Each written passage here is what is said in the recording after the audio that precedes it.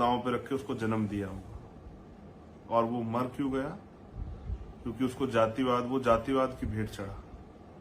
उससे पहले जितेंद्र मेघवाल पाली में वो जातिवाद की भेंट चढ़ा, सिर्फ मूछें रखने की वजह से। ये ब्राह्मणवाद है जो आपको जाति के हिसाब से नीच बना के और आपको आपके अधिकारों को, आपकी स्वतंत्रता को रोक देता है। और अगर आप जो बुनियादी अधिकार संविधान ने आपको दिया, आप उनका पालन करना चाहो, उनको ग्रहण करना चाहो, उनका आनंद लेना चाहो, तो फिर कुछ लोगों की जातीयता के दम्भ को जो है ठेस पहुंच जाती है और वो आपकी हत्या करने पर उतारू हो जाते हैं। मैंने एक धोखा मुख्यमंत्री राजस्थान अशोक गहलोत, जो कांग्रेस के मुख्यमंत्री, उन्होंने दिया जब जितेंद्र मेघवाल के परिवार के लिए उन्होंने समान न्याय की बात की।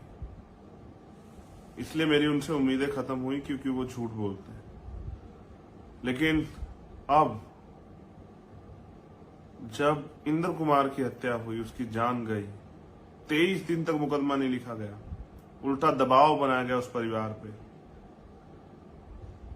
कल जब उनके परिवार के लोग चाहते थे कि उनको समान न्याय मिले जैसा कन्हैया के परिवार को मिला, ऐसा समान न्याय उनके साथ हो, और समाज के लोग भी चाहते थे, तो पुलिस ने उन लोगों को वहां पीटा। सबसे पहले बात करूंगा उसके पिताजी की। उसके पिता को पीटा, उसकी बुआ को पीटा, उसके पिता के भाइयों को पीटा, उसकी मां को पीटा।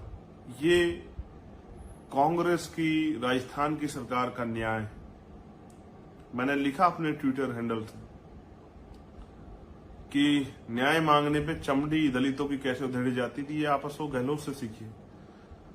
और उसके पिता, उसके परिजनों को कैसे पीटा जाता है, कैसे न्याय की मांग करने। आपने देखा जाति व्यवस्था का कितना बड़ा असर है कि मुख्यमंत्री हिम्मत नहीं जुटा पाए पुरोहितों के खिलाफ कि वो जितेंद्र के परिवार की मदद करते हैं। झूठ बोलते रहे, लेकिन यहां इतना बड़ा असर है कि कभी आपने सुना कि पीड़ितों को पीटा गया हो? ऐसा हमने हाथरस में सुना था। वहां बीजेपी की सरकार थी। और आपको सत्ता का चरित्र देखना है तो यहां देखिए राजस्थान में कांग्रेस की सरकार ने क्या किया है। सत्ता का चरित्र एक है। उन्होंने उसके परिवार को पीटा, डरा धमका के जबरन उस बच्चे के शव को जला दिया गया। हमारे कार्यकर्ता वहां थे, मेरी उनसे बात हुई। उन्होंने बताया कि उन्होंने हमें वहां पीटा। वो निहत्थे थे, इतना पीटा कि उनकी रीढ़ की हड्डी से लेकर उनकी टांगे तक जो है वो तोड़ दी गई। उनकी रीढ़ की हड्डी में चोट। जब अभी मेरी मोतीलाल से बात हुई, उसने मुझे बताया कि भाई उन्होंने मुझे पीटा, लेकिन जब वो मुझे पीट रहे थे तो मुझे आपकी एक बात याद आई जो आपने मुझे 21 जुलाई को राष्ट्रीय अधिवेशन में कही थी सब लोगों को, कि मुझे ऐसे कार्यकर्ता चाहिए जो लाठी के आगे भागे ना, उसका डटकर सामना करे। फिर मैं भागा नहीं वहां से। उन्होंने मुझे खूब पीटा। उसके बाद गाड़ी में ले जाकर उन्होंने मुझे पीटा। जब मैंने विरोध किया तो उन्होंने मेरी पलकें उखाड़ने की कोशिश की, उन्होंने मेरी मूछें उखाड़ने की कोशिश की। अगर मैं इस बात पे मैं उनके साथ झगड़ा तो उन्होंने मेरे प्राइवेट पार्ट पे हमला किया। उन्होंने मेरे बाल खींचे, उन्होंने लाठी मेरे प्राइवेट पार्ट पे मारी,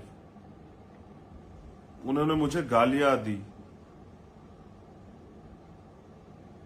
भद्दी भद्दी गालियां दी। उन्होंने बाबा साहब को गालियां दी। और आप जानते हैं मैं झूठ नहीं बोलता।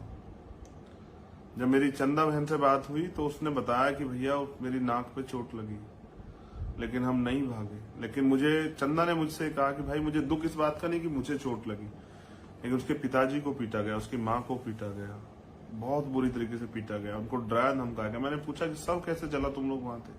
तो कहा कि पुलिस ने हमें उठा लिया और पुलिस ने सब जबरन जलवाया। हमने हाथरस में देखा तो हमने ये भी देखा, कांग्रेस के सीनियर नेता वो लड़ रहे थे यहाँ उत्तर प्रदेश में कि नहीं ये अन्याय हुआ है, लेकिन जब वहां आपकी सरकार अन्याय करती है, जब वही जाति आपकी सरकार करती है, तब आपका दलित प्रेम कहां चला जाता है?